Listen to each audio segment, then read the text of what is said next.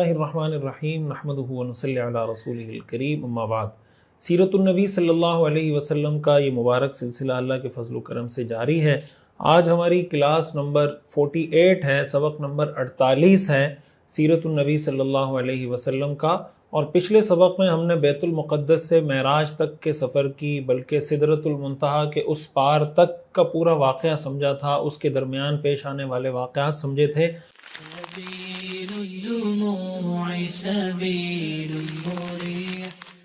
آج ہم کوشش کریں گے کہ پچھلے سبق میں جو واقعات ہم نے سنے ہیں ان سے ہمیں سیکھنے کو، سمجھنے کو کیا ملتا ہے، اس سے ہماری زندگی میں کیا کیا چینجز آنی چاہیے، کیا کیا چیزیں ہم کو بہتر کرنی چاہیے۔ آج انشاءاللہ آپ کو بہت سی اہم چیزیں سیکھنے کو ملیں گی، تو ہمیشہ کی طرح میں یہ گزارش کروں گا کہ آپ نے بہت توجہ سے سننا ہے، بہت اہمیت دے کے سننا ہے، ایک ماحول بنانا ہے، لوگوں کو متوجہ کرنا ہے، اور درود شریف کا بہت زیادہ اہتمام رکھیں۔ اللہم صلی علی سیدنا و مولانا محمد وعلی آل سیدنا و مولانا محمد وبارک وسلم۔ معراج کے واقعے میں ہم نے یہ بات سنی اور سیکھی کہ جب رسول اللہ صلی اللہ علیہ وسلم کو حضرت جبریل علیہ السلام لے کر گئے، جب آسمان پر پہنچے، ہم نے ہر آسمان پر پہنچنے کی صورت میں ریپیٹڈلی کچھ چیزیں پڑھی کہ حضرت جبریل نے دروازہ کھولنے کو کہا، انہوں نے پوچھا کون، انہوں نے بتایا جبریل، پوچھا آپ کے ساتھ کون، بتایا گیا محمد صلی اللہ علیہ وسلم، پھر پوچھا گیا کیا ان کی طرف کسی کو بھیجا گیا تھا، حضرت جبریل نے بتایا جی بھیجا گیا تھا، پھر انہوں نے دروازہ کھولا اور کہا مرحبا بہ فنعم المجیء جاء۔ اب یہ جو واقعہ ہے اس میں بہت آج کی ہماری جو معاشرتی زندگی ہے اس کے اندر سیکھنے کی بہت اہم چیزیں ہیں۔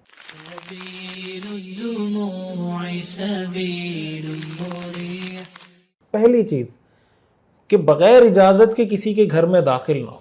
دیکھیں، پہلے آسمان پر، دوسرے آسمان پر، تیسرے آسمان پر، ہر آسمان پر فرشتوں کی ڈیوٹی تھی کہ بھائی جو بھی آئے گا اس سے پوچھا جائے گا کون آ رہا ہے، ساتھ کون ہے، اجازت لی گئی ہے نہیں لی گئی، کیا پروٹوکولز ہیں۔ ہر فرشتے کی جہاں جہاں ڈیوٹی تھی وہ وہاں پہ موجود تھا۔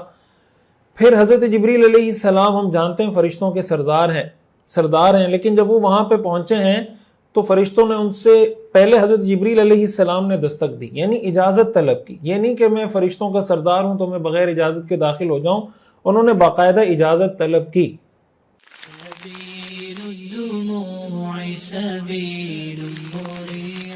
اس سے ہمیں سیکھنے کو یہ معلوم ہوتا ہے کہ اگر آپ کسی کے گھر جاتے ہیں تو آپ کو پہلے اجازت طلب کرنی چاہیے۔ آپ کسی کے پاس جاتے ہیں تو آپ کو پہلے اجازت طلب کرنی چاہیے۔ یہ نہیں ہونا چاہیے کہ آپ جا کے ایک دم کسی کے سر پہ ٹپک جائیں۔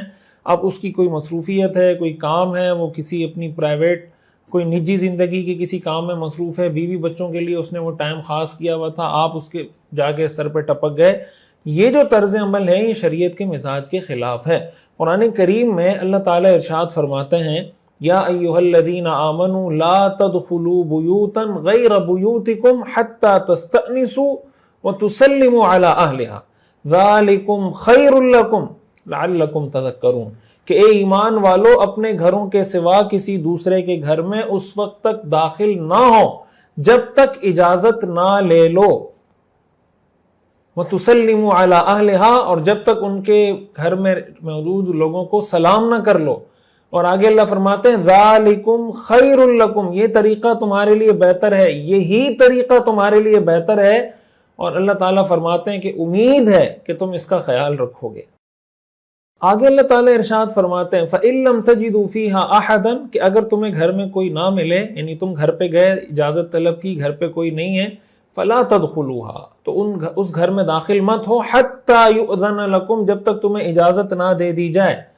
اور آگے کا جملہ قرآن کریم کی آیت کا اگلا حصہ غور سے سنیے، وَإِن قِيلَ لَكُمُ ارْجِعُوا، اور اگر تمہیں کہا جائے کہ واپس چلے جاؤ، فَارْجِعُوا، تو واپس چلے جاؤ، هُوَ أَزْكَىٰ لَكُمْ، یہی تمہارے لیے سب سے پاکیزہ طریقہ ہے، وَاللَّهُ بِمَا تَعْمَلُونَ عَلِيمٌ، اور تم جو عمل بھی کرتے ہو اللہ اس کا علم رکھتا ہے۔ یعنی اللہ تعالیٰ نے فرمایا کسی کے گھر گئے، اجازت طلب کی، گھر میں کوئی نہیں ہے، گھر میں داخل نہ ہو۔ اگر آپ گھر میں داخل ہو رہے ہیں اور وہ جو مالک ہے گھر کا وہ موجود نہیں ہے اور آپ کے پاس گھر کی چابی ہے، تو اس سے پوچھ لیں کہ میں آپ کے گھر جانا چاہتا ہوں، مجھے اجازت ہے یا نہیں۔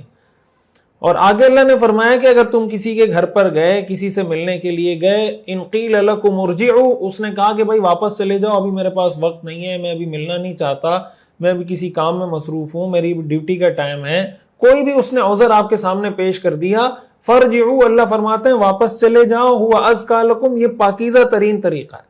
آج ہمارے معاشرے میں کیا ہے کہ آپ اگر کسی کو یہ کہہ دیں کہ میں اس وقت نہیں مل سکتا، یا آپ اس وقت آئیں تو اس وقت میرے لیے ملنا مشکل ہے، یا میرے ڈیوٹی کا ٹائم ہے، میں نے سبق پڑھانا ہے، لیکن کوئی آپ سے ملنے کے لیے آ گیا اور آپ نے اس کو یہ کہہ دیا کہ اس وقت میرے لیے ملنا مشکل ہے، تو وہ ناراض ہو جاتے ہیں کہ یار ان میں تکبر ہے، ان میں نخرہ ہے، پتہ نہیں کس چیز کا غرور ہے ان کے اندر، ان کے پاس پیسہ آ گیا ہے، شہرت آ گئی ہے، تو اب یہ دوسرے انسانوں کو انسان کا بچہ نہیں سمجھتے۔ بھائی یہ اسلام ہے، یہ قرآن کی آیت ہے سورہ نور کی۔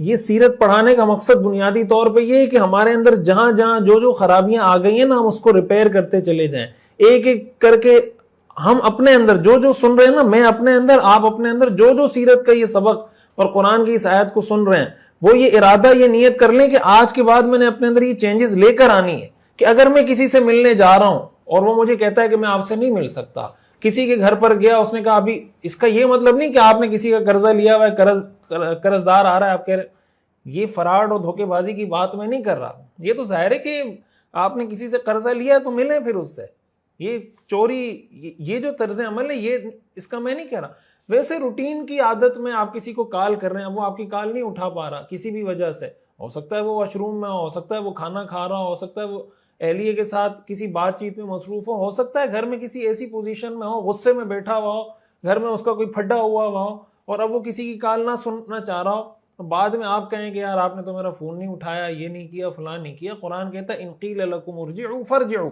اگر تمہیں کہا جائے کہ واپس جاؤ تو چلے جاؤ واپس۔ یہ سیرت کا بہت اہم درس ہے۔ اور آگے اللہ تعالیٰ فرماتے ہیں لیس علیکم جناح ان تدخلوا بیوتا غیر مسکونۃ فیہا متاع لکم، کہ اس میں تمہارے لیے کوئی گناہ نہیں ہے کہ تم ایسے گھروں میں بغیر اجازت کے داخل ہو جاؤ جن میں کوئی رہتا نہیں ہے اور ان سے تمہیں فائدہ اٹھانے کا حق حاصل ہے کسی بھی وجہ سے۔ واللہ یعلم ما تبدون وما تکتمون، اور اللہ تعالیٰ جو کام تم کھل کر کرتے ہو، جو چھپ کر کرتے ہو، اللہ سب کو جانتا ہے۔ اس کا مطلب یہ کہ اگر کوئی پبلک پلیسز ہیں، عوامی مقامات ہیں جو کسی ایک شخص کی ملکیت نہیں ہے، اگر آپ کو وہاں جانا پڑ رہا ہے، مثال کے طور پر آپ کو ریلوے اسٹیشن جانا پڑ رہا ہے، آپ کو بس سٹینڈ جانا پڑ رہا ہے، آپ کو ایئرپورٹ جانا پڑ رہا ہے، تو ریلوے اسٹیشن پبلک پلیس ہے، مسجد پبلک پلیس ہے، ہوائی جہاز کا اڈا ایئرپورٹ کی پبلک پلیس ہے، ہسپتال ہے، ڈاکخانہ ہے، پارک ہے، تو ایسی صورت میں اللہ تعالیٰ فرماتے ہیں کہ تم وہاں جا سکتے ہو۔ بہرحال اس کے بہت تفصیلی احکام ہیں، اور میں آپ سے یہ گزارش کروں گا کہ قرآن کریم سورہ نور کی یہ جو آیات ہیں نا 27، 28، 29، 26، 27، 28، ان آیات کو آپ اس کا ترجمہ بھی پڑھیں، اس کی تفسیر بھی پڑھیں، اور یہ خود بھی سیکھیں، بچوں کو بھی سکھائیں۔ یہ شریعت کے وہ احکام ہیں جو ہمارے معاشرے سے بالکل ختم ہو چکے ہیں، اور وہ احکام ہیں جن کو قرآن کریم نے براہ راست قرآن میں ذکر کیا ہے۔ اس سے آپ اس کی اہمیت کا اندازہ لگائیں کہ یہ قرآن کی براہ راست آیات سے یہ احکام ثابت ہیں۔ بہرحال حضرت جبریل علیہ السلام جب تشریف لے کر گئے تو انہوں نے اجازت طلب کی۔ ہمیں بھی یہ مزاج بنانا چاہیے کہ ہم کسی کے پاس جائیں تو اس سے اجازت طلب کر لیں۔ اگر آپ کسی ایسے آدمی کو فون کر رہے ہیں جس سے آپ کی کوئی بے تکلفی نہیں ہے اور آپ کو لگتا ہے کہ وہ مصروف ہو، تو آپ اس کو زیادہ بہتر یہ آپ اس کے مزاج کو سمجھیں کہ اس کو کال پہ بات کرنے میں آسانی ہے، میسج کرنے میں آسانی ہے، واٹس ایپ کا میسج سننے میں آسانی ہے، یا ان کو پہلے میسج کر لیں کہ میں آپ کو کال کرنا چاہتا ہوں، کیا میں آپ کو کال کر سکتا ہوں، اپنا تعارف مختصر لکھ دیں، میں فلاں آدمی ہوں، یہ کرتا ہوں، یہ میری تعلیم ہے وغیرہ وغیرہ، کیا میں آپ سے بات کر سکتا ہوں، تو اس کو بھی سمجھنے میں آسانی ہوگی، بات کرنے میں بھی آسانی ہوگی۔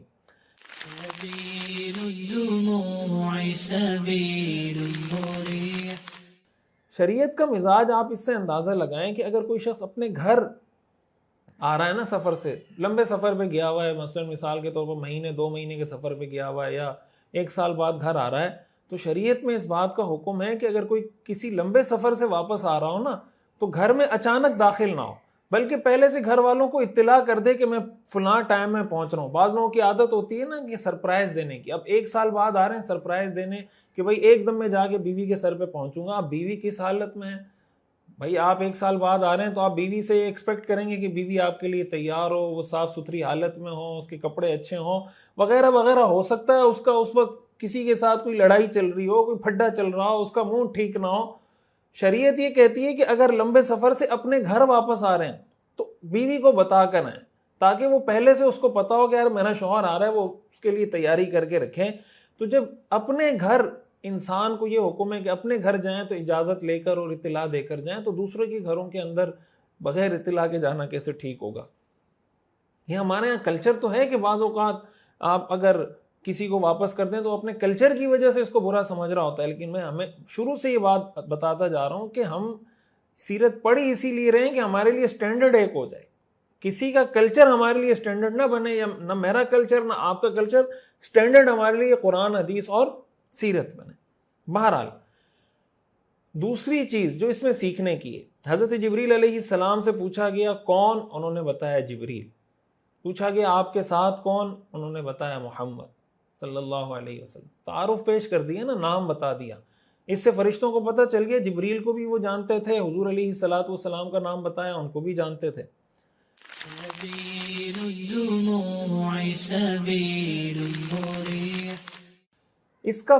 اس سے یہ سبق حاصل ہوتا ہے کہ اگر آپ کسی کے گھر جاتے ہیں، آپ کسی کو کال کرتے ہیں، وہ آپ سے پوچھتا ہے کون، تو آپ اس کو اپنا ایسا تعارف کروائیں جس سے اس کو پتہ چل جائے کہ آپ کون ہیں۔ ایک شخص ہے نا جو آپ کی آواز پہچانتا ہے، جس کو آپ کا تعارف ہے، بے تکلف دوست ہے، روزانہ بات ہوتی ہے، آپ کا آفس کا ساتھی ہے، کوئی اس طرح کا کہ روزانہ آپ ملتے جلتے ہیں، ٹھیک ہے، پھر تو آپ بتا دیں میں بات کر رہا ہوں بھائی، سمجھ جائے گا وہ۔ لیکن اگر ایسا نہیں ہے تو آپ اس کو ایسا تعارف کروائیں کہ اس کو پریشانی نہ ہو، اور اس کو مائنڈ بھی نہ کریں۔ حضرت جبریل علیہ السلام نے اس کو مائنڈ نہیں کیا کہ میں فرشتوں کا سردار ہوں، تم مجھ سے پوچھ رہے ہو کون، تم میری آواز نہیں پہچانتے۔ لوگ کہتے ہیں نا فون پہ کال کیا ہے تم مجھے پہچان نہیں رہے، تم بے وفا ہو گئے، فلاں ہو گئے۔ بھائی ہر آدمی ہر وقت اس کا ذہن حاضر نہیں ہوتا، انسان کے مختلف حالات ہوتے ہیں، وہ کبھی خوش ہوتا ہے، کبھی غمی میں ہوتا ہے، کبھی کوئی مالی پریشانی، کبھی بچوں کی پریشانی، کبھی بیوی سے پھڈا ہو جاتا ہے، بیوی ہے تو اس کا شوہر سے پھڈا ہو جاتا ہے، کبھی اولاد اور والدین کے درمیان کوئی کھٹ پٹ ہو جاتی ہے، کبھی بھائی آپس میں لڑ پڑتے ہیں، 100 مسائل ہوتے ہیں انسان کی زندگی میں۔ اب وہ مثال کے طور پر تازہ بھائی کے ساتھ لڑا بیٹھا ہے اور آپ فون کر رہے ہیں یار پہچان مجھے، پہچان نہیں رہا، تو بے وفا ہو گیا، فلاں ہو گیا، یہ چیز، یہ شریعت کا مزاج نہیں ہے۔ تو اپنا ایسا تعارف پیش کرنا چاہیے جس سے سامنے والے کو پتہ چل جائے کہ آپ کون ہیں۔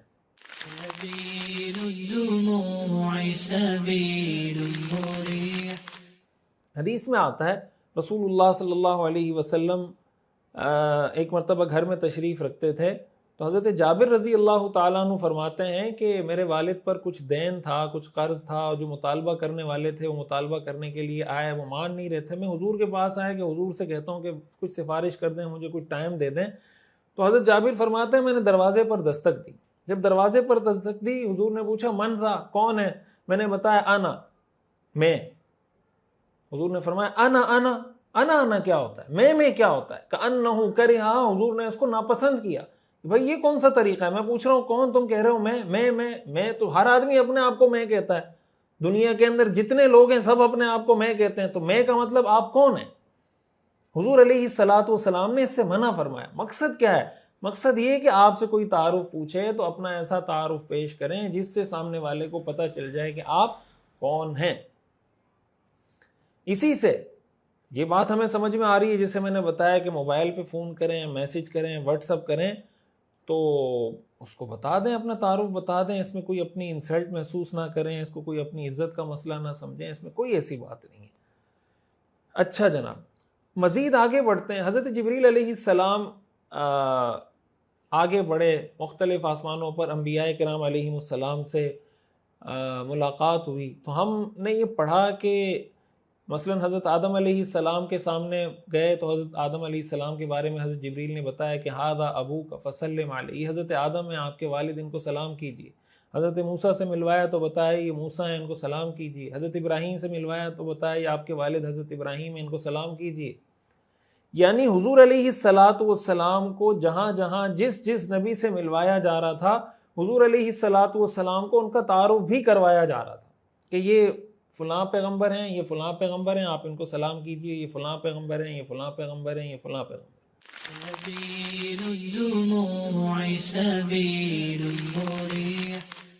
اس سے ہمیں کیا سیکھنے کو ملتا ہے کہ آپ کے پاس اگر کوئی مہمان آ رہا ہے اور مہمان اس جگہ پر کچھ ایسے لوگ بیٹھے ہوئے ہیں جن کو مہمان نہیں جانتا، تو آپ کی ذمہ داری ہے کہ آپ مہمان کو بتائیں، مثلاً وہ مل رہے ہیں، آپ بتا دیں یہ میرے چچا ہیں، یہ میرے ماموں ہیں. اگر لگتا ہے آپ کو کہ مہمان اتنا اہم ہے کہ اس نے ملنا ہے، اس کو ملاقات کرنی چاہیے، بات کرنی چاہیے، تو آپ بتا دیں یہ ہمارے، مثال کے طور پر یہ ہمارے ایچ او ڈی ہیں، یہ ہمارے فیکلٹی ممبر ہیں، یہ جناب ہمارے کمپنی کے ڈائریکٹر ہیں، یہ ہمارے ایچ آر کے ہیڈ ہیں. تعارف کروا دیں. اس کا فائدہ کیا ہوگا کہ بات چیت کرنے میں آسانی ہوگی. اس لیے کہ حدیث میں آتا ہے انزل الناس منازلہم، ہر شخص کو اس کے مرتبے اور حیثیت کے مطابق عزت دو. اب مثال کے طور پر مہمان کو پتہ نہیں کہ وہ کس حیثیت کا آدمی ہے، بعض اوقات سامنے والا کوئی ایسی سخت بات کر دیتا ہے دوسرے کو بری لگ جاتی ہے، لیکن اگر اس کو پتہ ہوگا کہ یار یہ کوئی بڑی شخصیت ہے، بڑے مرتبے والا آدمی ہے، اور میں عمر میں اس سے کم ہوں یا علم میں اس سے کم ہوں، تو وہ اس کو اس لیے برداشت کرے گا کہ یار زیادہ علم والا ہے، بڑی عمر والا ہے، مجھ سے عمر میں زیادہ ہے، تو وہ اس کو برداشت کر جائے گا، تو اس کی حیثیت کا لحاظ ہو جائے گا. تو جب کبھی کسی مہمان کو کسی سے ملوائیں، اس کا تعارف پیش کرتے ہیں کہ یہ فلاں ہیں، یہ فلاں ہیں. آج اگر آپ دنیا میں جائیں، یہ دنیا کے اندر ملنے ملانے کا یہ طریقہ ہے، یہ آداب ہے، آج بھی دنیا کے اندر یہی ہوتا ہے. آپ دیکھیں کسی بھی ملک کا وزیر اعظم جاتا ہے، اس کے ساتھ وفد جاتا ہے، تو ایک ملک کا وزیر اعظم اپنے وفد کا تعارف کرواتا ہے، دوسرے ملک کا وزیر اعظم اپنے وفد کا تعارف کرواتا ہے. یہ جو تعارف کرنا کرانا ہے، یہ بھی سیرت سے ثابت ہے، یہ بھی سنت سے ثابت ہے، اور یہ بھی دین کا کام ہے. اس کا ہم چونکہ دیکھ رہے ہوتے ہیں کہ یار وزیر اعظم یہ کر رہا ہے، فلاں یہ کر رہا ہے، ہم سمجھتے ہیں شاید یہ دنیا داری ہے. حضرت جبریل علیہ السلام حضور علیہ السلام کو تعارف کروا رہے ہیں.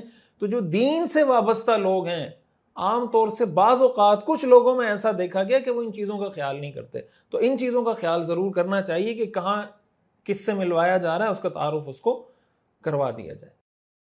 ایک اور اہم سبق جو اسی واقعے میں ہمارے لیے سیکھنے کو، حضرت جبریل علیہ السلام دروازے پر دستک دے رہے ہیں، وہ پوچھ رہے ہیں کہ کون، بتا رہے ہیں کہ محمد صلی اللہ علیہ وسلم میرے ساتھ ہیں، میں جبریل ہوں، میرے ساتھ محمد صلی اللہ علیہ وسلم ہیں.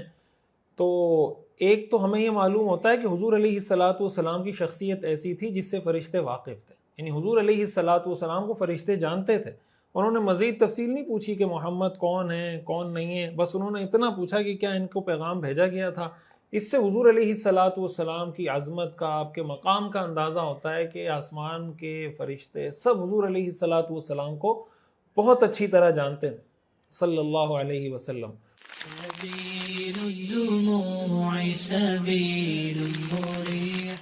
اور دوسری اہم چیز جو ہمیں سیکھنے کو ملتی ہے کہ اگر کسی مہمان کو کہیں پہ بلایا جاتا ہے اور وہاں پر انٹر ہونے کے، وہاں پر داخل ہونے کے کچھ پروٹوکولز ہیں، کچھ آداب ہیں. مثال کے طور پر کوئی سیکیورٹی چیک لگا ہوا ہے، آپ کے ڈاکومنٹ چیک ہو سکتے ہیں، مثال کے طور پر آپ کا CNIC چیک ہو سکتا ہے.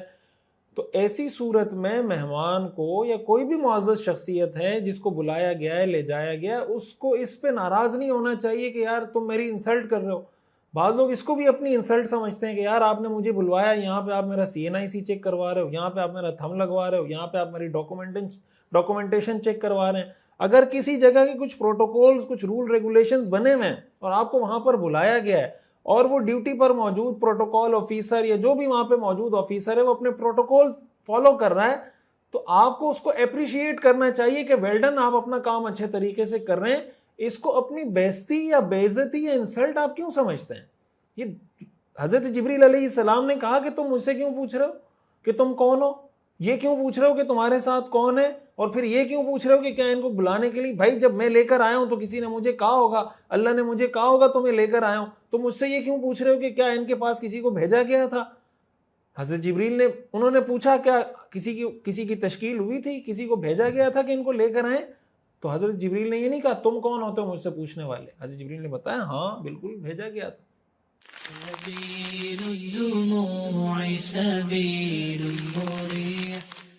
آج ہمارے یہاں کوئی ٹریفک وارڈن کسی کو پکڑ لے تو بچہ آگے سے کہہ رہا ہوتا ہے جانتا نہیں ہے میرا باپ کون ہے، جانتا نہیں ہے میں کس کا بیٹا ہوں، میرا چچا جناب فلاں ایجنسی میں کام کرتا ہے، میرا چچا SHO ہے، میرا ماموں جناب فوج میں ہے، میرا کوئی بھی خواتین کی ویڈیوز آ رہی ہوتی ہیں، آپ جانتے نہیں ہیں میں کس کی بیوی ہوں. بہت ساری لیڈیز کی ویڈیوز آ رہی ہوتی ہیں، ہمارے یہاں وائرل ہو رہی ہوتی ہیں.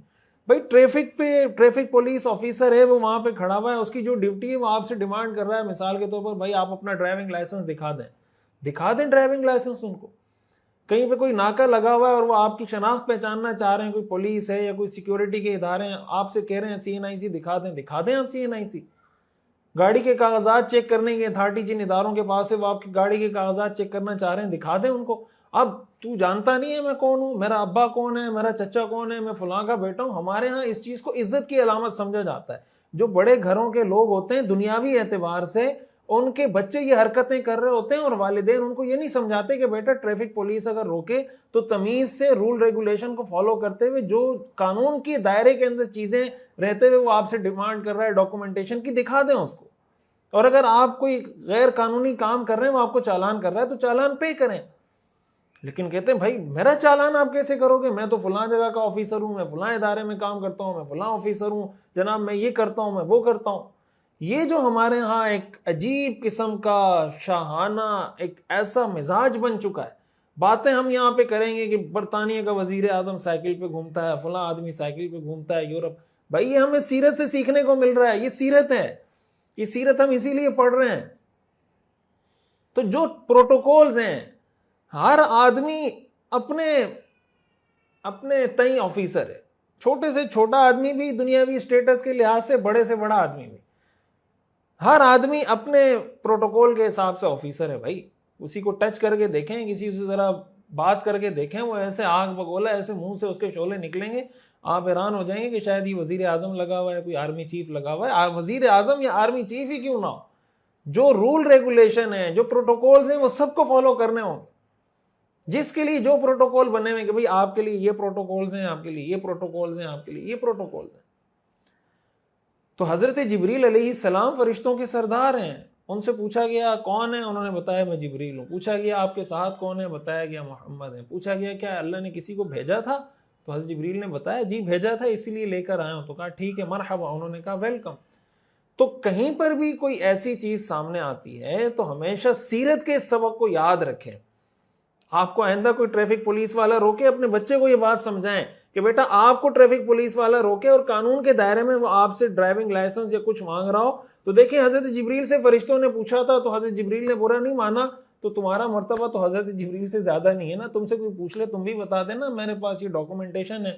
یہ کوئی ڈاکومنٹیشن نہیں ہے کہ میرا باپ فلاں ادارے میں آفیسر ہے، یہ کوئی ڈاکومنٹیشن نہیں ہے کہ میں ایسے چوکا بیٹا ہوں، یہ کوئی ڈاکومنٹیشن نہیں ہے کہ جناب میرا ابا جو ہے وہ MNA یا MP ہے. یہ سیرت کا سبق ہے، یہ سیرت کا درس ہے. یہ معاشرے کی وہ چیزیں ہیں جو ایک ایک چیز برباد ہوتی ہے تو معاشرہ برباد ہوتا چلا جاتا ہے. سیرت پڑھنے پڑھانے کا مقصد یہی ہے، اس پیغام کو سنیں عمل کی نیت سے کہ ہم نے اب اس کو اڈاپٹ کرنا ہے، پریکٹس میں لے کر آنا ہے، بچوں کو سکھانا ہے اور اس پیغام کو زیادہ سے زیادہ عام کرنا.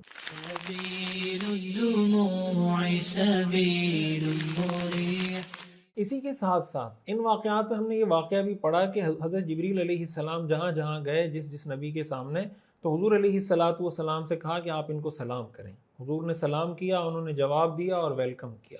اس سے ہمیں سلام کی اہمیت پتہ چلتی ہے کہ ایک مسلمان کی جو گریٹنگز ہیں یا جو ملنے کے آداب ہیں، ملاقات کے جو آداب ہیں، وہ السلام علیکم ہے.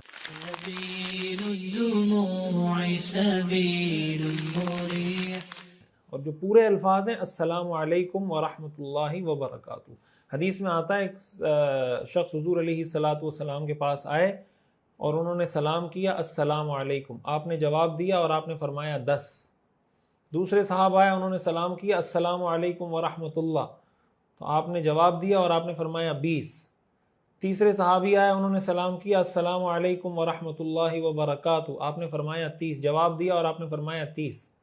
یعنی جس نے صرف السلام علیکم کہا اس کو 10 نیکیاں ملی، جس نے السلام علیکم ورحمۃ اللہ کہا اس کو 20 نیکیاں ملی، جس نے السلام علیکم ورحمۃ اللہ وبرکاتہ کہا اس کو 30 نیکیاں ملی. تو کوشش کریں جب سلام کریں پورا سلام کریں، نہیں کم از کم پورا سلام نہیں کر پا رہے یعنی آخر تک، تو السلام علیکم تو کہنا چاہیے، اور السلام علیکم کو السلام علیکم ہی کہنا چاہیے. ہمارے یہاں ہر پشتو والا اس اسٹائل میں سلام کر رہا ہوتا ہے، پنجابی اس اسٹائل میں، سندھی اپنے اسٹائل میں، یعنی اس سے یہ ہوتا ہے کہ وہ عربی کے الفاظ کا مفہوم تبدیل ہو جاتا ہے. تو السلام علیکم کو اسی طرح کہیں السلام علیکم، جب بھی سلام کریں بچوں کو اس کی عادت ڈلوائیں. اور یہ اتنی اہم دعا ہے، اتنی اس کی اہمیت ہے. السلام علیکم کا ترجمہ کیا ہے؟ السلام علیکم کا ترجمہ ہے کہ تم پر سلامتی ہو. سلامتی کا مطلب کہ اللہ تمہیں دنیا اور آخرت کی ہر قسم کی تکلیفوں سے، پریشانیوں سے، حادثات سے، ناگہانیوں سے، ہر طرح کی تکلیفوں سے اللہ تمہیں سلامتی میں لے آئے. آپ مجھے بتائیں کہ اگر کسی کے حق میں یہ دعا ایک دفعہ بھی قبول ہو جائے، اس کو دنیا کی کوئی اور نعمت چاہیے کہ دنیا اور آخرت کی ہر تکلیف، ہر پریشانی، ہر مصیبت، ہر آفت سے وہ محفوظ ہو جائے؟ اور کیا چاہیے بھائی ہمیں؟ اور پھر اگر وہ یہ بھی کہہ دیتا ہے کہ تمہیں ہر مصیبت سے سلامتی بھی حاصل ہو، اللہ کی رحمت بھی حاصل ہو، اللہ کی برکتیں بھی حاصل ہوں، تو کتنی عظیم دعا ہے. اب اس عظیم دعا کو چھوڑ کے ہیلو ہائے پہ اگر ہم آ جاتے ہیں تو کیا ہیلو ہائے میں یہ فضیلت حاصل ہو سکتی ہے؟ ہیلو ہائے بھی کرنا جائز ہے، لیکن ہیلو ہائے کے ساتھ آپ السلام علیکم کو بھی ایڈ کریں. السلام علیکم کہیں پھر ہیلو ہائے کریں، کیا مسئلہ ہے اس میں؟ لیکن السلام علیکم کو چھوڑ کے ہیلو ہائے پہ آ جانا، اتنی عظیم نعمت سے اپنے آپ کو محروم کرنا، یہ کتنی محرومی کی بات ہے. ہم مسلمان ہیں، یہ مسلمانوں کا شعار ہے. رسول اللہ صلی اللہ علیہ وسلم نے ارشاد فرمایا لا تدخلون الجنت حتی تؤمنوا، تم اس وقت تک جنت میں داخل نہیں ہو سکتے جب تک تم ایمان نہ لے آؤ. ولا تؤمنوا حتی تحابوا، اور تم اس وقت تک مومن نہیں ہو سکتے جب تک آپس میں محبت کرنا نہ شروع کر دو. افلا ادلکم علی شیء، کیا میں تمہیں ایسا عمل نہ بتاؤں اذا فعلتموہ تحاببتم، کہ جب تم وہ کام کرنے لگو تمہارے درمیان محبتیں پیدا ہو جائیں. افشوا السلام بینکم، آپس میں سلام کو عام کر دو. یعنی جب سلام عام ہوگا محبتیں پیدا ہوں گی، دوریاں، نفرتیں، دشمنیاں ختم ہوں گی. دشمن کو سلام نہیں کرتا، جس سے آپ کی دشمنی ہوتی ہے آپ اس کو سلام نہیں کرتے. جب آپ سلام کرنا شروع کریں گے نفرتیں ختم ہونا شروع ہو جائیں گی. تو حضور نے گویا یہ فرمایا کہ جب تک سلام کو عام نہیں کرو گے جنت میں داخل نہیں ہو سکتے. اسی طرح ایک حدیث میں رسول اللہ صلی اللہ علیہ وسلم نے فرمایا ایھا الناس افشوا السلام، سلام کو عام کرو. اطعموا الطعام، غریبوں مستحق لوگوں کو کھانا کھلاؤ. وصلوا الارحام، صلہ رحمی کرو، رشتہ داروں کے ساتھ تعلق کو جوڑو. وصلوا باللیل والناس نیام، رات کے وقت نماز پڑھو جب لوگ سو رہے ہوں. تدخلوا الجنت بسلام، جنت میں سلامتی کے ساتھ داخل ہو جاؤ گے. تو اس کی بہت زیادہ اہمیت ہے. رسول اللہ صلی اللہ علیہ وسلم نے جا کے سلام کیا، ہمیں اس کی تعلیم دی. اور سلام کے الفاظ کی جو میں نے بات کی، یہاں پہ یہ بات بھی یاد رکھیں کہ السلام علیکم ورحمۃ اللہ وبرکاتہ، یہاں تک کے الفاظ حدیث سے ثابت ہیں. اس سے آگے بعض اوقات جو لوگ پڑھنا شروع کر دیتے ہیں نا وَمَغْفِرَتُهُ وَجَنَّتُهُ حَلَالُهُ وَجَهَنَّمْ حَرَامُ، پتہ نہیں کیا کیا پڑھ رہے ہوتے ہیں. اس کا کہیں قرآن حدیث سے کہیں ثبوت نہیں ہے، اور یہ ایک طرح سے سلام کا مذاق اڑانے کے مترادف ہے. تو سلام اتنا ہی ثابت ہے السلام علیکم ورحمۃ اللہ وبرکاتہ، اور جواب بھی اگر پورا دینا ہے تو وعلیکم السلام ورحمۃ اللہ وبرکاتہ. اس سے آگے کے الفاظ ثابت نہیں.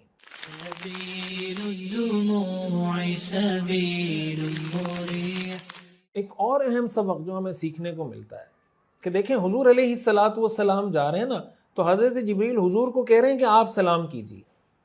حضرت آدم کو نہیں کہہ رہے کہ آپ ان کو سلام کیجیے، یا حضرت موسیٰ کو نہیں کہہ رہے کہ آپ ان کو سلام کیجیے، بلکہ حضور کو کہہ رہے ہیں کہ آپ حضرت آدم کو، حضرت موسیٰ کو آپ سلام کیجیے. اس میں بھی ہمارے لیے سیکھنے کی چیز ہے کہ کون کس کو سلام کرے، کس کو سلام کرنا چاہیے. تو ادب اور سنت اور دین کا طریقہ یہ ہے کہ اگر مجلس میں کچھ لوگ بیٹھے ہوئے ہیں اور باہر سے کوئی آدمی آتا ہے تو جو باہر سے آنے والا آدمی ہے وہ سلام کرے گا، اور جو اس میٹنگ میں، اس مجلس میں، اس جگہ پہ بیٹھے ہوئے لوگ ہیں وہ جواب دیں گے. یہ شریعت کا ادب ہے، شریعت نے ہمیں سکھایا ہے. اور اس چیز کا جو پروٹوکول یا آفیسر لیول کے جو لوگ ہوتے ہیں ان کو بھی اس کا خیال رکھنا چاہیے. عام طور سے جو آفیسر لیول کے لوگ ہوتے ہیں وہ جب جاتے ہیں لوگ سلوٹ کرتے ہیں اور پورا ان کا پروٹوکول ہوتا ہے. ٹھیک ہے، جو آپ کا ایک پروٹوکول ہے، جو ایک کنونشنل جو بھی چیز چل رہی ہے آپ اس کو فالو کر سکتے ہیں، کوئی مسئلہ نہیں ہے. لیکن کوئی آفیسر جا رہا ہے، ٹھیک ہے آپ کا سامنے والا سپاہی آپ کو سلوٹ کر رہا ہے، لیکن آپ سلام تو کر سکتے ہیں نا اس کو. وہ آپ کو سلوٹ مارے، آپ کہتے ہیں السلام علیکم، تو جو آنے والا ہوتا ہے اس کی ذمہ داری ہوتی ہے کہ وہ سلام کرے. حدیث میں آتا ہے، دیکھیں حدیث میں ہمیں اس حد تک یہ ساری چیزیں سکھائی گئی ہیں. رسول اللہ صلی اللہ علیہ وسلم نے ارشاد فرمایا یسلم الراکب علی الماشی والماشی علی القاعد والقلیل علی الکثیر، کہ جو سوار ہے وہ پیدل چلنے والے کو سلام کرے، اور جو پیدل چل رہا ہے وہ بیٹھے ہوئے کو سلام کرے، اور جو کم تعداد میں لوگ ہیں وہ زیادہ تعداد والے لوگوں کو سلام کرے. آپ گاڑی میں جا رہے ہیں تو آپ جو پیدل چل رہا ہے اور آپ کا مثلاً شیشہ کھلا ہوا ہے تو آپ سلام کر دیں، بائک پہ جا رہے ہیں، سائیکل پہ جا رہے ہیں، آپ سلام کریں۔ آپ چل رہے ہیں، دوسرا آدمی بیٹھا ہوا ہے، مثال کے طور پر رستے سے آپ گزر رہے ہیں، کوئی آدمی دکان میں بیٹھا ہوا ہے، آپ اس کے قریب سے گزر رہے ہیں، تو چلنے والے کو چاہیے کہ اس بیٹھے ہوئے کو سلام کرے، بیٹھے ہوئے کو نہیں حکم کہ آپ اس چلنے والے کو سلام کریں۔ اسی طرح کم لوگ ہیں تو ان کو چاہیے کہ جو زیادہ لوگ ہیں ان کو سلام کریں۔ تو حضور نے فرمایا کہ سوار پیدل چلنے والے کو، پیدل چلنے والا بیٹھے ہوئے شخص کو، اور کم لوگ زیادہ لوگوں کو سلام کریں۔ اور ایک حدیث میں مزید آپ نے اس میں اور بھی کچھ چیزیں ایڈ کر کے آپ نے فرمایا یسلم الصغیر علی الکبیر، چھوٹا بڑے کو سلام کرے، یعنی بیٹے کو چاہیے وہ والد کو سلام کرے، بیوی کو چاہیے وہ شوہر کو سلام کرے، بیٹی کو چاہیے وہ اپنی والدہ کو، والد کو سلام کرے، اسٹوڈنٹ کو چاہیے وہ اپنے ٹیچر کو سلام کرے۔ یسلم الصغیر علی الکبیر، چھوٹا بڑے کو سلام کرے۔ اسی طرح المار علی القاعد، پیدل چلنے والا بیٹھے ہوئے کو سلام کرے، اور القلیل علی الکثیر، کم لوگ زیادہ لوگوں کو سلام کریں۔ اس لیے اولاد کو چاہیے، اب مثال کے طور پر اولاد کہیں سے آئی، والد بیٹھا ہوا ہے گھر میں اور بیٹا آیا، تو بیٹے کو چاہیے کہ اپنے والد کو سلام کرے السلام علیکم۔ بیوی آ رہی ہے تو بیوی کو چاہیے اپنے شوہر کو سلام کرے السلام علیکم۔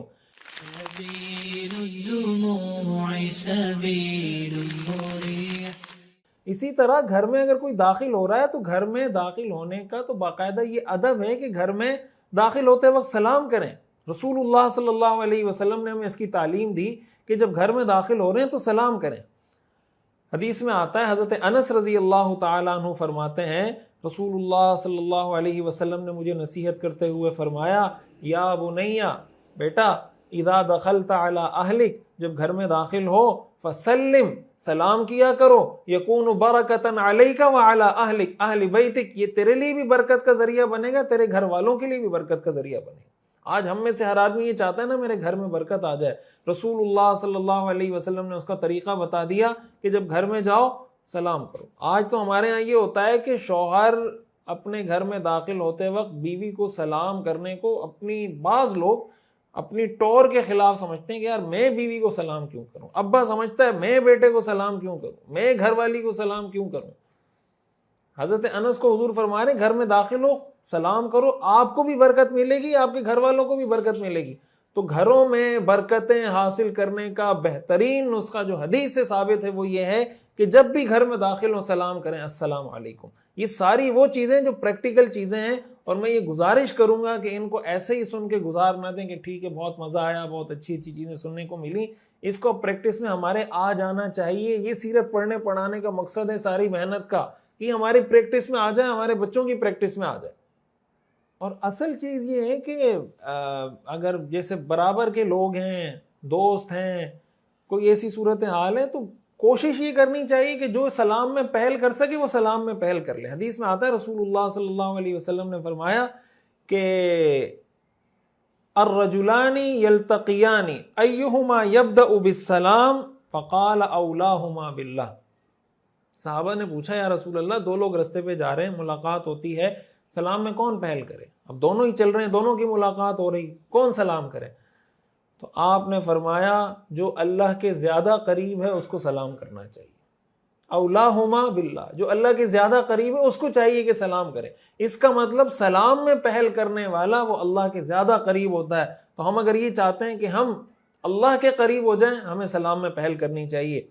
حدیث میں آتا ہے رسول اللہ صلی اللہ علیہ وسلم نے فرمایا ان اول الناس باللہ من بدأہم بالسلام، لوگوں میں اللہ کے قریب، اللہ کے ہاں اس شخص کا مرتبہ بہت زیادہ ہوتا ہے جو سلام میں پہل کرتا ہے۔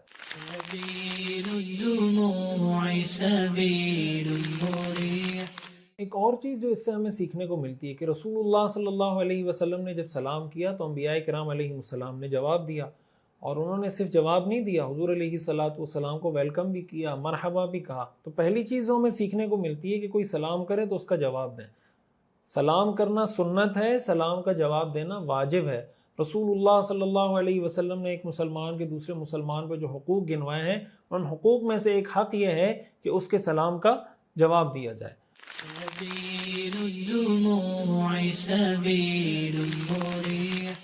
اور پھر اگر کوئی مہمان آپ کے پاس آیا ہے تو اس میں اس چیز کا بھی خیال رکھنا چاہیے کہ آپ صرف اس پہ اکتفا نہ کریں کہ اس نے سلام کیا آپ نے کہا وعلیکم السلام. بعض لوگوں کا یہ مزاج ہوتا ہے اور سامنے والا مہمان اس کو اپنے لیے برا یعنی ایک انسلٹ فیل کر رہا ہوتا ہے کہ یار میں نے سلام کیا جواب دیا ایسے جا کے بیٹھ گیا جیسے میں روزانہ ان کے گھر آ کے کھانا کھا رہا ہوتا ہوں کیونکہ مجھے بہت زیادہ بھوک لگی ہے جب بھی میں ان کے گھر آیا ہوں.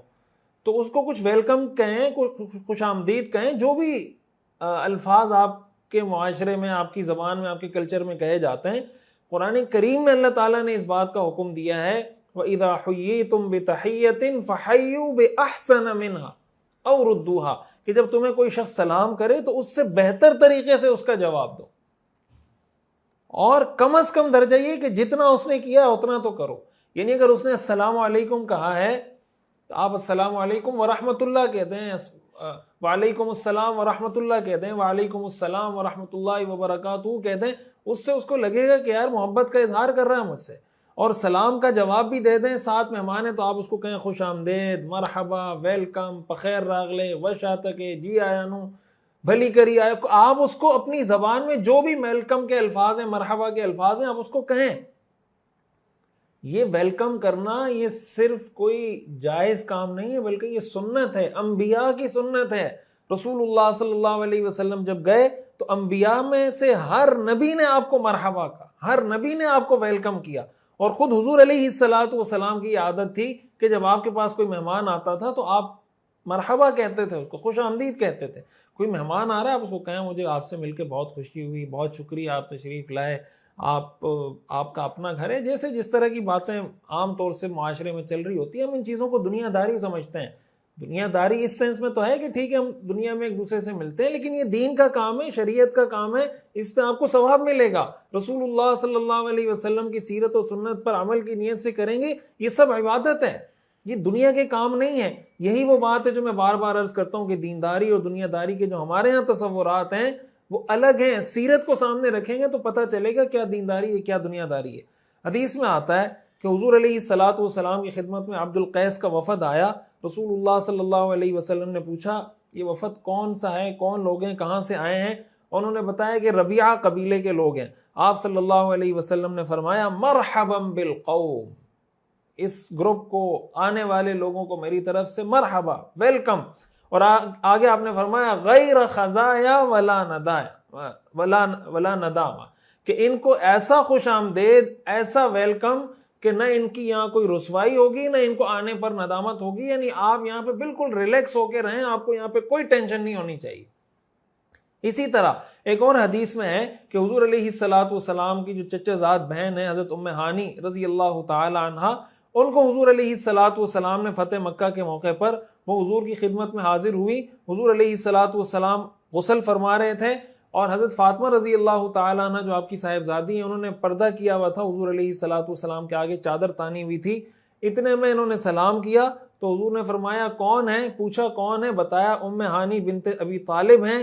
آپ نے فرمایا مرحبا مرحبا بام ہانی, ام ہانی کو مرحبا.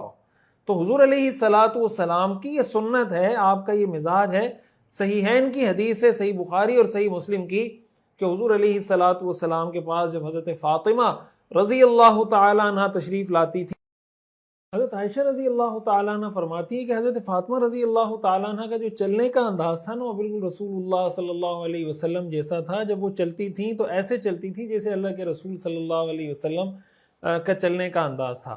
تو حضرت عائشہ فرماتی ہیں کہ ایک مرتبہ حضور علیہ الصلوۃ والسلام حضرت فاطمہ حضور کے پاس تشریف لائیں تو آپ نے جب حضرت فاطمہ کو جیسے ہی دیکھا تو آپ نے ان کو فرمایا مرحبا بابنتی, میری بیٹی کو مرحبا. ثم اجلسها عن یمینہ اور عن شمالی, پھر آپ نے اپنے دائیں یا بائیں ان کو بٹھا دیا. اپنی بیٹی کو حضور علیہ الصلوۃ والسلام کہہ رہے ہیں مرحبا. یہ بھی اللہ کے رسول کی سنت ہے, بیٹی آئے تو بیٹی کو کہیں مرحبا بابنتی, میری بیٹی کو مرحبا.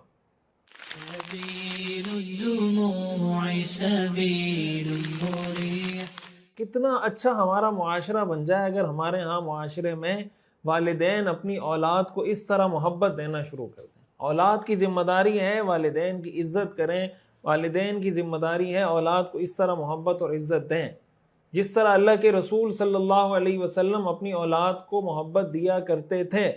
آپ دیکھیں حضور علیہ الصلوۃ والسلام جب انبیاء کے پاس گئے تو حضرت آدم علیہ السلام کے پاس بھی گئے، حضرت موسیٰ علیہ السلام کے پاس بھی گئے، حضرت ابراہیم علیہ السلام کے پاس بھی گئے، باقی سب انبیاء کا تعارف حضرت جبریل نے یہ بتایا کہ ہاذا موسیٰ، ہاذا یوسف، ہاذا یحییٰ و عیسیٰ، ہاذا آدم، کہ یہ یحییٰ ہیں، یہ یوسف ہیں، یہ موسیٰ ہیں۔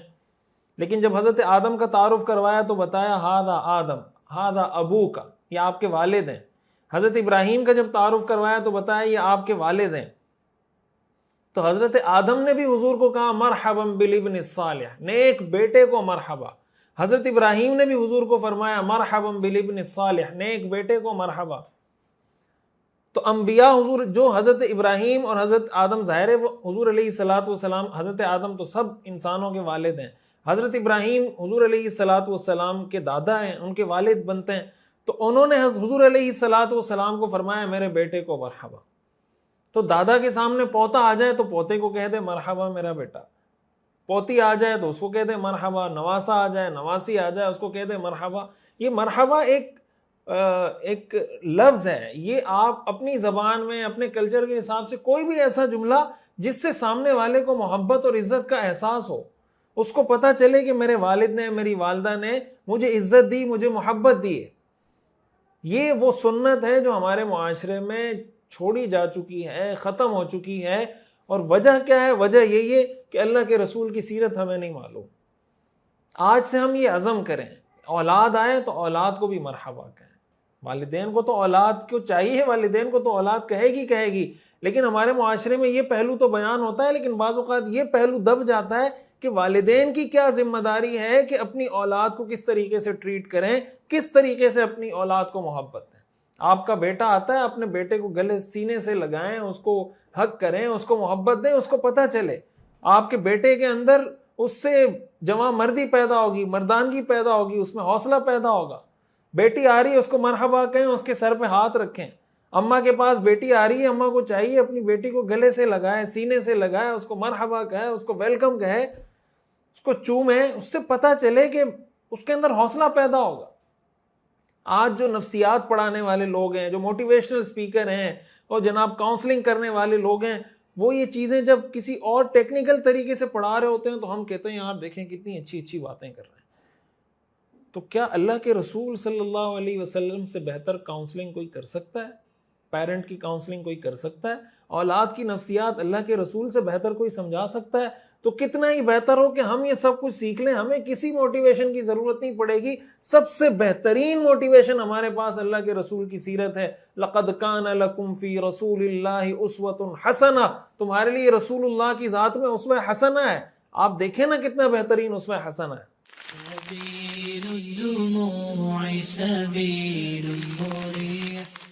اور پھر ایک اور چیز جو ہمیں اس سے سیکھنے کو ملتی ہے کہ دیکھیں انسان کی جو حیثیت ہے نا وہ ہر جگہ مختلف ہوتی ہے۔ آپ اگر ڈائریکٹر ہیں، مینیجر ہیں، کچھ بھی ہیں، آپ امام ہیں، خطیب ہیں، مفتی ہیں، جج ہیں، آفیسر ہیں، کچھ بھی ہیں، آپ اپنے والد کے آپ بیٹے ہیں، اپنی والدہ کے آپ بیٹے ہیں، اپنی بیوی کے آپ شوہر ہیں، اپنی اولاد کے آپ والد ہیں۔ اب حضور علیہ الصلوۃ والسلام تمام انبیاء کے سردار ہیں، امام الانبیاء ہیں، لیکن حضرت آدم جب آپ کو ویلکم کر رہے ہیں اور حضرت ابراہیم جب آپ کو ویلکم کر رہے ہیں تو وہ ورڈنگ کیا یوز کر رہے ہیں؟ نیک بیٹے کو مرحبا۔ اور باقی انبیاء جب آپ کو ویلکم کر رہے ہیں تو وہ کہہ رہے ہیں نیک بھائی کو مرحبا۔ اب اگر والد اپنے بیٹے کو بیٹا کہہ دے یا والد اپنے بیٹے کو ڈانٹ دے تو سامنے سے بیٹا کہے کہ میں تو ڈائریکٹر ہوں، میں تو جناب اتنا بڑا آفیسر ہوں، میرے ماتحت تو جناب 20 لوگ کام کرتے ہیں، میری تو جناب اتنی کمپنیاں ہیں، میں تو اتنے لوگوں کو میں نے کاروبار فراہم کیا ہوا ہے، میں باہر جاتا ہوں تو لوگ کھڑے ہو جاتے ہیں، لوگ میرے ہاتھ چومتے ہیں، ادھر آپ مجھے بیٹا کہہ رہے ہیں۔ یا بیوی نے کسی بات پہ کوئی بحث کر لی تو آپ کا میٹر شارٹ ہو گیا کہ یار میں اتنا بڑا آدمی۔ عام طور سے ہمارے یہاں یہ مسئلہ ہوتا ہے کہ باہر جاتا ہوں، لوگ میرے ہاتھ چومتے ہیں، میرے جوتے سیدھے کرتے ہیں، لوگ کھڑے ہو جاتے ہیں، مجھے سلوٹ مارتے ہیں۔ اب آپ کیا چاہتے ہیں؟ آپ کی بیوی آپ کو سلوٹ مارے؟ آپ کا بیٹا، آپ کی بیٹی جب آپ گھر میں داخل ہوں تو آپ کو سلوٹ مارے؟ آپ اپنی بیٹی اور بیٹے کے والد ہیں یا افسر ہیں؟ اپنے شوہر کے، اپنی بیوی کے آپ شوہر ہیں یا افسر ہیں گھر میں؟ اپنے والد کے آپ بیٹے ہیں یا جناب آپ افسر ہیں؟ تو رسول اللہ صلی اللہ علیہ وسلم جہاں جس سے ملے تو حضرت ابراہیم اور حضرت آدم علیہ السلام نے بیٹے کے طور پہ آپ کو ٹریٹ کیا، باقی پیغمبروں نے بھائی کے طور پہ ٹریٹ کیا. تو یہ بات اچھے طریقے سے سمجھنی چاہیے. ہمارے ہاں گھروں میں فساد کی جڑ یہ چیز ہے کہ آدمی کی باہر جو حیثیت ہوتی ہے گھر میں آ کے وہی حیثیت منوانے کی کوشش کرتا ہے. بیوی اگر کسی بڑے گھر سے آئی ہے تو اب وہ اپنے شوہر کو کمتر سمجھنا شروع کر دیتی ہے کہ تم جانتے نہیں ہو میرا ابا کون ہے، میرے ابا کے پاس تو اتنی گاڑیاں ہیں، اس کا تو ایسا بنگلہ ہے، تم نے مجھے کیا کھچاڑا گھر میں لا کے رکھ دیا. اور بھائی تم اپنے شوہر سے بات کر رہی ہو، اپنے شوہر کی تم بیوی ہو، اپنے شوہر کے سامنے تم کسی لینڈ لارڈ کی بیٹی نہیں ہو. اپنے شوہر سے بیوی بن کے بات کرو. جب شوہر سے بیوی بن کے بات کرو گے گھر بسے گا. شوہر بیوی سے شوہر بن کے بات کرے، بیوی شوہر سے بیوی بن کے بات کرے. اگر یہ رویہ ہوگا تو گھر بسیں گے. لیکن اگر آپ گھر میں بیوی بننے کے علاوہ کچھ بھی بننے کی کوشش کریں گی وہ گھر نہیں چلے گا. شوہر گھر میں بیوی کے سامنے شوہر کے علاوہ کچھ بھی بننے کی کوشش کرے گا وہ گھر نہیں چلے گا. سیرت کے اس پیغام کو اللہ کے لیے، اللہ کا واسطہ دے کر آپ حضرات سے کہتا ہوں اس کو عام کریں. یہ ہمارے تمام مسائل کا حل ہے، اس کے اندر تمام مسائل کا حل اس کے اندر موجود ہے.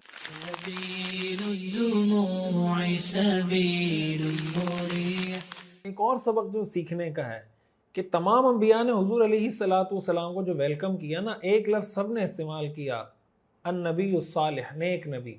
حضرت آدم نے فرمایا نیک بیٹے اور نیک نبی کو مرحبا. باقی پیغمبروں نے کہا کہ نیک بھائی اور نیک نبی کو مرحبا.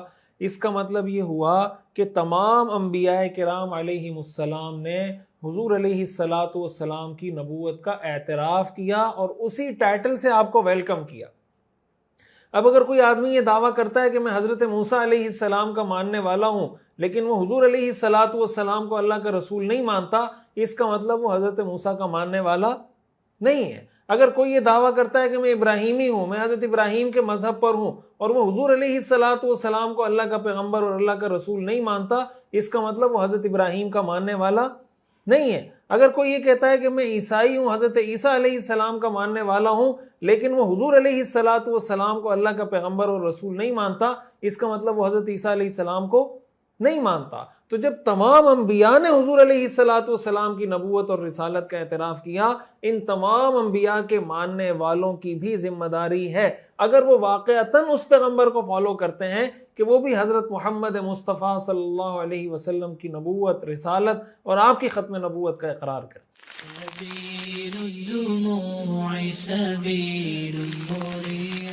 اسی معراج کے واقعے میں ہم نے پچھلے درس میں یہ بات پڑھی تھی کہ حضرت موسیٰ علیہ السلام سے جب حضور علیہ السلام کی ملاقات ہوئی اور آپ پھر اوپر تشریف لے جانے لگے تو حضرت موسیٰ علیہ السلام رونے لگے. جب ان سے رونے کی وجہ پوچھی گئی تو انہوں نے یہ بتایا کہ یہ اتنے جوان ہیں، اتنے نوجوان ہیں اور ان کے اتنے ماننے والے ہیں، ان کی امت میں اتنے لوگ ہیں اور میں نے دین کی تبلیغ کی لیکن مجھ پہ اتنے لوگ ایمان نہیں لائے. صحیح مسلم کی حدیث میں یہ ہے کہ جب حضرت موسیٰ علیہ السلام سے پوچھا گیا تو انہوں نے بتایا کہ اتنی جوانی میں ہیں، ابھی ان کی اتنی عمر نہیں ہے اور ان پر اتنے لوگ ایمان لے آئے ہیں تو ان کی امت کتنی بڑی ہوگی. اس بات پر وہ رونے لگے، رشک کرنے لگے. اس سے ہمیں کیا معلوم ہوتا ہے کہ کسی پر کسی نیکی کے کام میں رشک کرنا جائز ہے. آپ کسی کو دیکھ رہے ہیں نا کہ یار یہ آدمی مثلاً اتنی تہجد کی نماز پڑھتا ہے، میں تو پڑھ ہی نہیں پا رہا. بعض اوقات یہ ہوتا ہے بیوی تہجد کی پابند ہوتی ہے تو آدمی کو رش کرنا چاہیے کہ یار اتنی اچھی بیوی ہے میری، یہ نماز پڑھ رہی ہے تہجد کی، میں نہیں پڑھ پا رہا. یا شوہر تہجد پڑھ رہا ہے بیوی نہیں پڑھ رہی تو بیوی کو شوہر پہ رش کرنا چاہیے. کوئی آدمی دین کا کام کر رہا ہے، کوئی سیرت کے پیغام کو عام کر رہا ہے، آپ سیرت کے پیغام کو عام نہیں کر پا رہے، آپ اس پہ رش کریں کہ یار یہ دیکھیں یہ سیرت کے پیغام کو، اللہ کے رسول کے پیغام کو عام کر رہا ہے، میں نہیں کر پا رہا. آپ کو اس پہ رش کرنا چاہیے. ہمارے یہاں رش کس چیز پر ہوتا ہے؟ گاڑی، پیسہ، بنگلہ، لگژری لائف اسٹائل، سب ہمارے نوجوانوں کو موٹیویشنل سپیکرز نے، یوٹیوبرز نے اسی پہ لگایا ہوا ہے. اس کے پاس اتنے ڈالر ہیں، وہ دن میں اتنے ڈالر کما رہا ہے، وہ اتنے کما رہا ہے، وہ اتنے کما رہا ہے. سب نفسیاتی مریض بنتے جا رہے ہیں، احساس کمتری کا شکار ہوتے جا رہے ہیں اور ایک عجیب ٹینشن زدہ، سٹریس زدہ اور عجیب نسل ہماری تیار ہو رہی. کیوں؟ اس لیے کہ وہ اتنا کما رہا ہے، وہ اتنا کما رہا ہے، وہ اتنا کما رہا ہے. اب اس چکر میں سارے ٹینشن ہیں. بھائی رشک اگر آپ نے کرنا ہے، رشک آپ کریں دینی معاملات. اسی لیے حدیث میں حکم ہے کہ دنیا کے معاملے میں اپنے سے نیچے کو دیکھیں، دنیا کے معاملے میں اپنے سے اوپر کو نہ دیکھیں، اپنے سے اوپر کو اس طریقے سے دیکھیں گے اللہ کی نعمتوں کی ناشکری کرنے لگ جاؤ گے، اور جب اللہ کی نعمتوں کی ناشکری کرو گے تو پیسے اور کم ہو جائیں گے۔ ایک تو یہ نا کہ آپ کا کوئی ویژن ہے کہ یار میں نے زیادہ پیسے کمانے ہیں حلال طریقے سے، اس کو ایک ویژن کے تحت آپ ایک کام کرنے، ٹھیک ہے آپ کام کریں، زیادہ پیسے کمانا منع نہیں ہے، لیکن زیادہ پیسے کمانے کے پیچھے پاگل ہو جانا اور اس کو کامیابی ناکامی کا معیار بنا لینا کہ جو آدمی غریب پیدا ہوا تو اس کی غلطی نہیں ہے، لیکن اگر غریب مرا تو اس کی غلطی کیوں؟ اس کی غلطی بھائی، ایک آدمی اگر غریب پیدا ہوا غریب مرا اس کی غلطی کیوں ہے؟ کیا صحابہ کرام میں سے صحابہ نہیں تھے جو غریب پیدا ہوئے غریب مر گئے؟ کیا مسلمانوں میں نیک لوگوں میں ایسے لوگ نہیں ہیں جو غریب پیدا ہوئے غریب مر گئے؟ انبیاء کرام علیہم السلام میں غریب مالی اعتبار سے کمزور انبیاء نہیں تھے؟ آپ کو مالدار انبیاء بھی ملیں گے، غریب انبیاء بھی ملیں گے، غریب صحابہ بھی ملیں گے، مالدار صحابہ بھی ملیں گے، سب کامیاب تھے۔ یہ تو اللہ کی تقسیم ہے، کسی کے پاس پیسہ زیادہ ہوگا کسی کے پاس کم ہوگا، اللہ کی تقسیم ہے۔ ہاں اگر آپ نے کسی مالدار پہ بھی رش کرنا ہے تو اس چیز پہ رش کریں کہ یار یہ مالدار آدمی ہے، چیریٹی کے کام میں پیسہ لگاتا ہے، مسجد میں پیسہ لگاتا ہے، خیر کے کام میں پیسہ لگاتا ہے، صدقہ دیتا ہے، زکوٰۃ دیتا ہے، میں یہ سب کچھ نہیں کر پاتا اس لیے کہ میرے پاس پیسہ نہیں، میرے پاس پیسہ ہوتا میں بھی اسی طرح اللہ کے راستے میں خرچ کرتا، اس پہ رش کریں۔ حدیث میں آتا ہے صحابہ کرام رسول اللہ صلی اللہ علیہ وسلم کے پاس ایک مرتبہ آئے اور کہنے لگے یا رسول اللہ ذهب اہل الدثور بالاجور، یا رسول اللہ جو مال رکھنے والے صحابہ ہیں وہ تو بازی لے گئے، سارا اجر تو انہوں نے کما لیا، کیوں؟ وہ بھی ایسے ہی نماز پڑھتے ہیں جیسے ہم پڑھتے ہیں، وہ بھی ایسے ہی روزہ رکھتے ہیں جیسے ہم روزہ رکھتے ہیں، ان کے پاس صدقہ کرنے کے لیے پیسے ہیں، ہم صدقہ نہیں کر پاتے، وہ تو ہم سے آگے بڑھ جاتے ہیں۔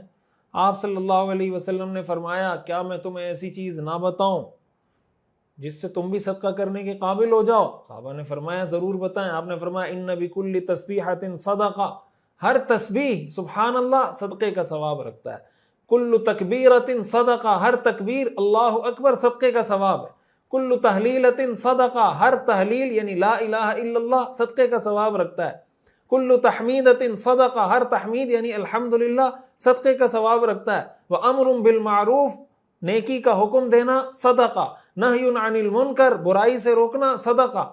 بھائی مالدار آدمی پیسے صدقہ کر رہا ہے تو آپ یہ صدقے کا ثواب حاصل کر لیں، سبحان اللہ پڑھ لیں، الحمدللہ پڑھ لیں، لا الہ الا اللہ پڑھ لیں، اللہ اکبر پڑھ لیں، امر بالمعروف کریں، نہی عن المنکر کریں، خیر کے پیغام کو آگے پہنچائیں، کہیں نہ کہیں تو آپ مالدار سے آگے بڑھ جائیں گے نا، کہ وہ اپنے پیسے کمانے کے چکر میں ہوگا، اس کے پاس اس چیز کا وقت نہیں ہوگا، آپ وہ کام کر لیں گے۔ اور پھر حضور علیہ الصلوۃ والسلام نے فرمایا وفی بضع احدکم صدقہ، کہ اہلیہ سے مباشرت کے کام میں بھی صدقے کا ثواب ملتا ہے۔ صحابہ کرام نے پوچھا یا رسول اللہ کیا ہم میں سے کوئی آدمی اپنی خواہش پوری کرتا ہے تو اس کو اس پر بھی اجر ملتا ہے؟